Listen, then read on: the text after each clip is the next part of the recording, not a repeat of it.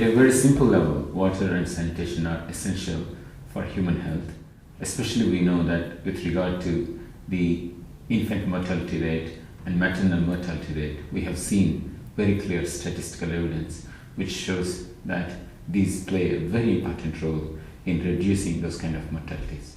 We know very serious social consequences that are there when we don't have water and sanitation and hygiene.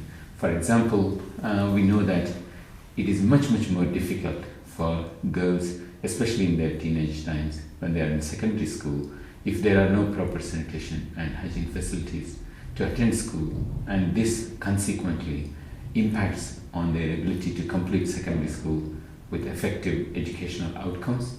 So the resulting digression, if you like, in outcomes has a lifetime impact.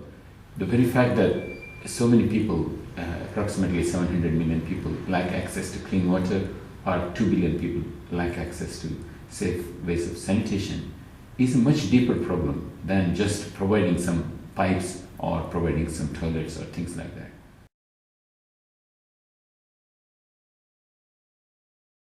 Social protection, we tend to see that as a way of providing some minimal security with regard to various ways of economic freedoms and economic securities.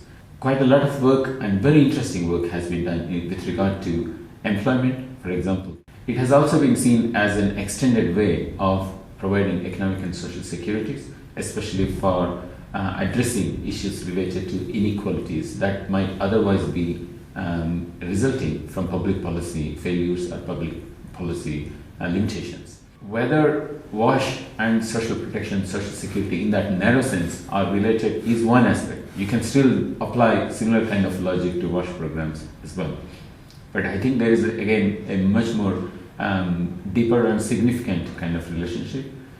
We have to see all of these as part of human security dimension, so enhancing human security. So anything that affects human security, including in terms of environmental insecurities related to access to basic services, basic freedoms, and having those kind of essential services, is a failure of public policy. Where WASH programs are integrated in that kind of a social protection mechanisms, we can see the outcomes also much clearly.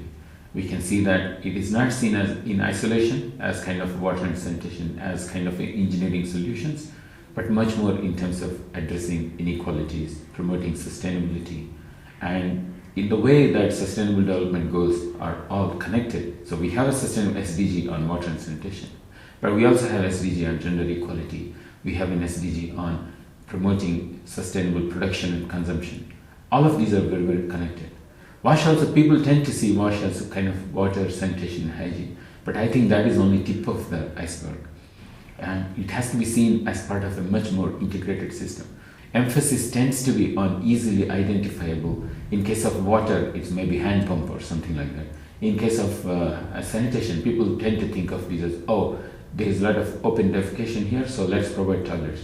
Just building toilets is completely, is not a complete solution. It may be socially inappropriate.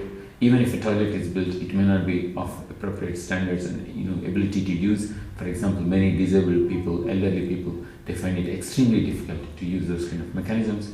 Where public toilets exist, still if you don't have waste disposal facilities commensurate along with those, then girls especially, they find it extremely difficult to use those.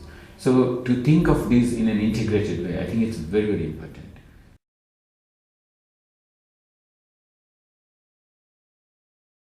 We have now a human right to water and sanitation clearly recognized. It has taken a long time to reach that stage. So before that, of course, we had the General Comment 15 back in 2002. But from that now, in 2010, once we have the clear identification that access to both safe water and also safe sanitation as being fundamental human rights. Predominantly, water, sanitation, hygiene, these are seen as engineering problems. So if you think of them as engineering problems, the solutions tend to be also engineering solutions in terms of building more networks, pipelines, building more toilets, or those kind of things. I think that is a paradigm of masculinity, because there you want to erect things, you want to build things, you want to construct things. But whereas I think A human rights framework helps us to recognize that lack of access to sanitation is essentially a problem of affecting human dignity.